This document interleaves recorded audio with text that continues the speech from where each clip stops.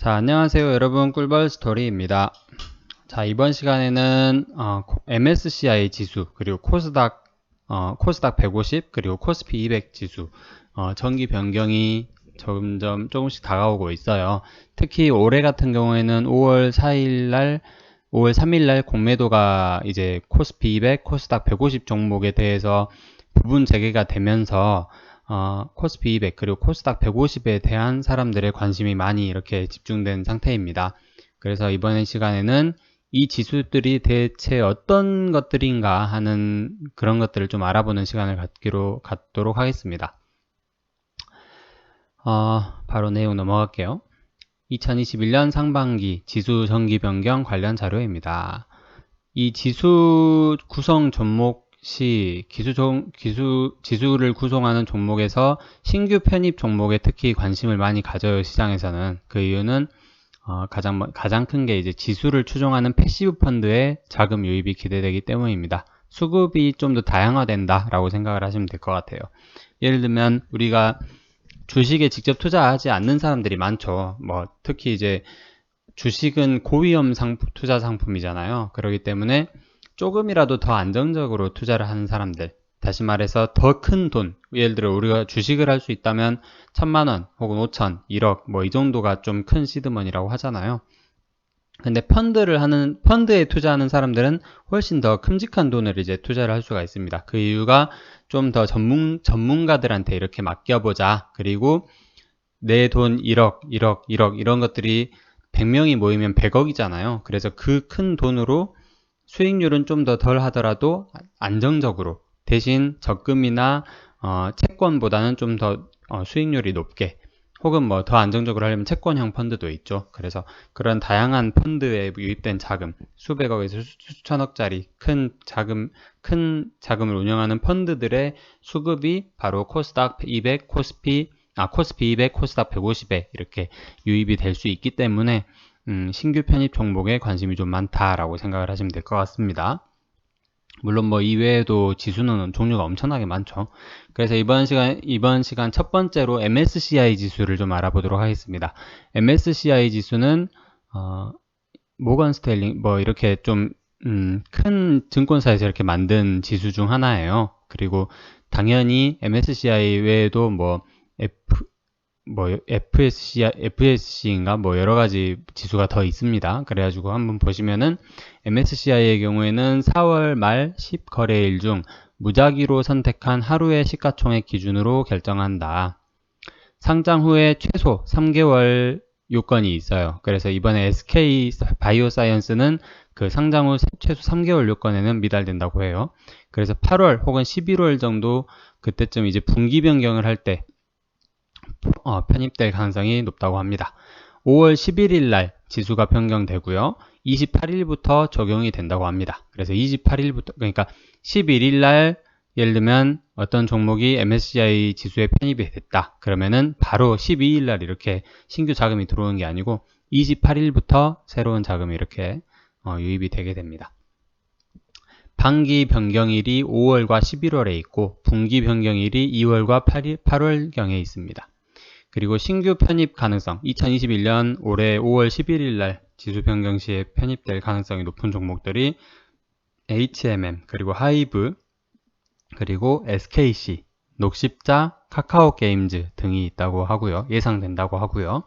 편출 가능성이 높은 종목들은 오뚜기, 롯데지주, 한국가스공사, 삼성카드, GS리테일, 현대해상, 그리고 KMW 등이 예상된다고 합니다. 이 자료들은 이제 제가 여러 가지 증권사의 보고 자료라든지 아니면은 뉴스 혹은 블로그 등에서 이렇게 검색을 해온 자료예요. 코스피 200 지수를 알아보도록 하겠습니다. 한국거래소에서 매년 2회 변경을 실시를 하고 있고요. 6월 그리고 12월 달에 정기 변경이 있습니다. 전년도 11월부터 올해 4월 기준으로 시가총액 기준으로 6월 정기 변경에 반영을 하고요. 그리고 12월 정기 변경은 올해 5월부터 올해 11월 기준으로 변경을 하게 됩니다. 여기 나오죠? 심사기간 해가지고 이렇게 쭉 나옵니다. 보통은 시가총액 기준으로 하는 게 제일 커요. 그리고 뭐 수시 변경 혹은 특례 뭐 그런 것도 있는 것 같더라고요. 그래서 좀 보시면은 정기 변경 결과는 5월 중에 공시를 하고 6월 10일 날 리밸런싱을 실시한다. 리밸런싱이란 게 이제 신규 자금이 이렇게 들어오는 그런 걸 얘기를 하는 것 같더라고요. 신규 편입 가능성이 높은 종목은 SK 바이오사이언스. 얘가 이제 특례로 신규 편입 가능성이 높다고 하고 효성 TNC, 그리고 효성 첨단 소재, 그리고 동원산업, 대한전선 등이 있다고 하고요.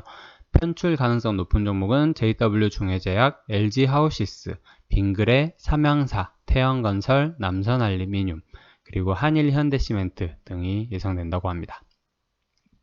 마지막으로 코스닥 150 종목입니다. 정기 변경 결과는 5월 중 공시가 되고 6월 11일 리밸런싱이 예상된다고 합니다. 신규 편입 가능성이 높은 종목은 한국 아트라스 BX, 박셀바이오, 바이넥스, 젠백스, 아주 IB투자, 하나머티리얼즈, 심텍, SFT, 나노스, 테스나, 파크시스템, 삼강 M&T, TSE, 유니슨, 우리기술투자, 아이큐어 등이 예상된다고 하고요.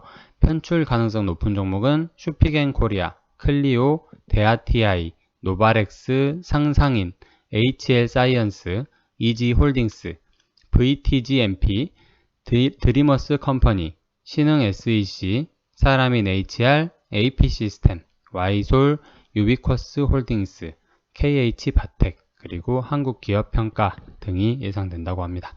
편출 가능성 높은 종목이 상당히 많죠. 특히 아마 코스닥 150 종목이 궁금하신 분들이 좀 많을 것 같아요.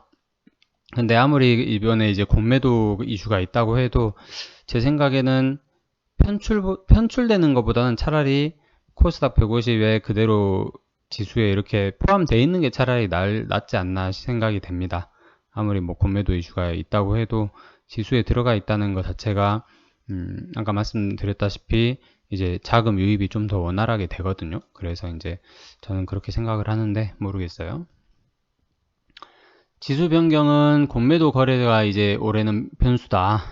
지수 제외 종목은 공매도 물량의 환매 압력에 노출될 수 있고 그리고 신규 편입 종목은 공매도 가능 종목으로 분류가 되기 때문에 가격 변동성이 커질 수 있다 라고 이제 증권가에서는 이렇게 조언을 해주고 있더라고요. 그래서 이 투자 기법이 지수 편출 종목을 활용하는 투자 기법도 좀 있어요. 그래서 그 부분은 한 번씩 이렇게 쭉 알아보시고 투자를 이렇게 하는 사람들도 있구나 하고 이렇게 알아가는 단계로 알아가는 과정으로 이렇게 만들어 나가시면 될 것 같습니다. 자, 제가 준비한 시간은 이번 시간은 여기까지고요. 다음에는 좀 더 다양한 지수에 대해서 알아보는 시간을 한번 마련해 보도록 하겠습니다. 끝까지 들어주셔서 감사드리고요. 화이팅 하십시오. 내일도 화이팅입니다.